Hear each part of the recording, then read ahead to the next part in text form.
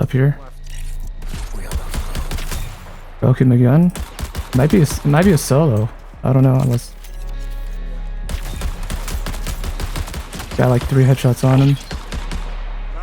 Nice. After a very bumpy open beta and delaying the release, Marathon has opened up a server slam for everyone to try out the game from February 26 until March 2nd.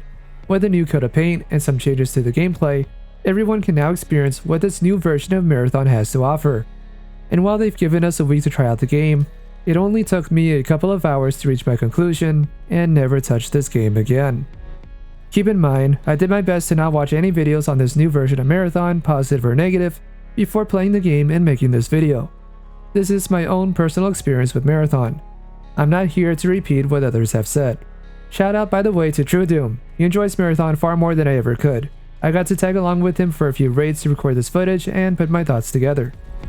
While it's usually popular to talk trash on any new game that comes out that isn't an instant hit, that's not my goal at all. I've been dying to find another FPS game to dig into and play for hours on end. Highguard was a disaster, Battlefield is dragging behind, COD is dead to me, and I don't really have any other big AAA FPS game to look forward to. The last thing I want to do is make an overly negative video about yet another FPS game. With Marathon being a sci-fi extraction shooter with character abilities, it wasn't ever going to be exactly the kind of game I want to play. At the same time, I didn't expect the game to feel the way it does. This is going to be a short video because I really don't want to get into the weeds and talk about every little detail of this game.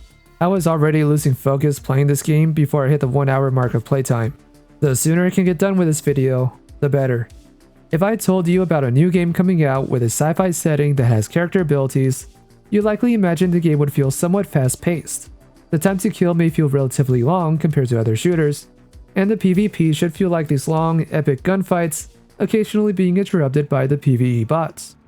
Instead, the PvE bots require more than a mag to destroy from the weapons I got my hands on, even with headshots mixed in. They are super aggressive and will kill you very quickly.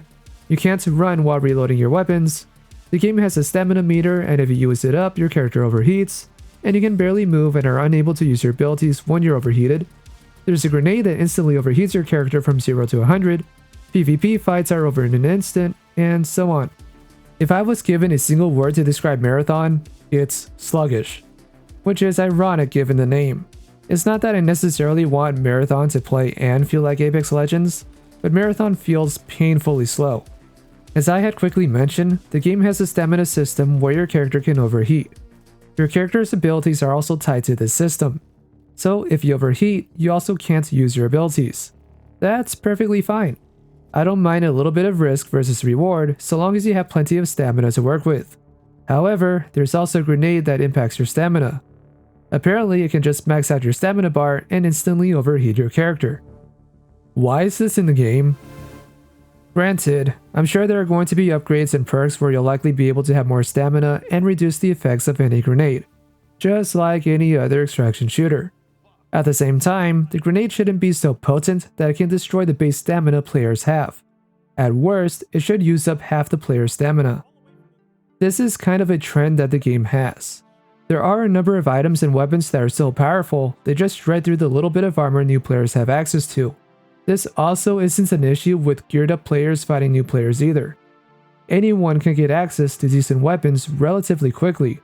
It feels like the game is more of a rat race to unlock or find the best possible shields, stamina, etc. So you can actually jump in and get into gunfights where you're not going to fold the moment an enemy so much as looks in your direction.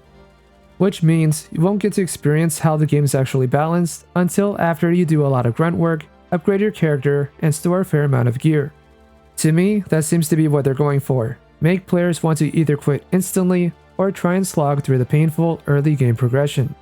But hey, at least there are free and near useless loadouts that you can get to jump in and try to brute force through these quests.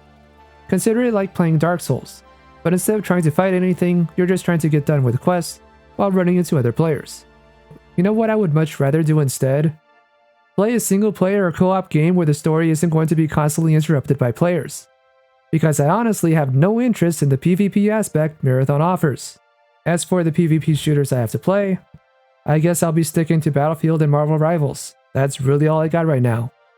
To be clear, I've never been a fan of extraction shooters to begin with. Tarkov feels horrible to play, and nothing else has really added a true twist to the genre. Something that makes the game worth jumping into for more than just fetch quests and gear. It's not a matter of reducing the friction or making the game too easy to play, but there's got to be a better way where your starting loot doesn't really matter as much. As far as this genre goes, Hunt Showdown is the only one that got really close to what I would want an extraction shooter to play like. I used to play the game for a while, but I stopped playing because I really hate how slow the bullet velocity is. Otherwise though, it has a really good formula. There is plenty of PvE to deal with, and if you die you can buy a new character that has an okay starting kit. Then you just purchase any other items you like to take with you. You don't have to spend time to craft or put together an armory to kit yourself out again and again and again. I don't like having to do that. I don't like managing an armory. I'd rather just have a button, wear the preset, and jump back into game. I'm not here to fiddle with menus all day long. I know that's part of the charm with extraction shooters, but if this genre is ever going to go mainstream, they have to simplify the process and make early game loot either non-existent or just as useful as late game gear. Going back to Hunt Showdown, if you can keep your character alive, you then get to add a trait or two after each round depending on how well you do. These traits act as a passive perk and range from giving a small stamina boost if you're low on health, to dealing more damage with throwable melee weapons, reduce explosion damage, and more. This system bypasses the forced progression that every other extraction shooter seems to have, where you have to level up your character's strength and speed and stamina, etc, etc.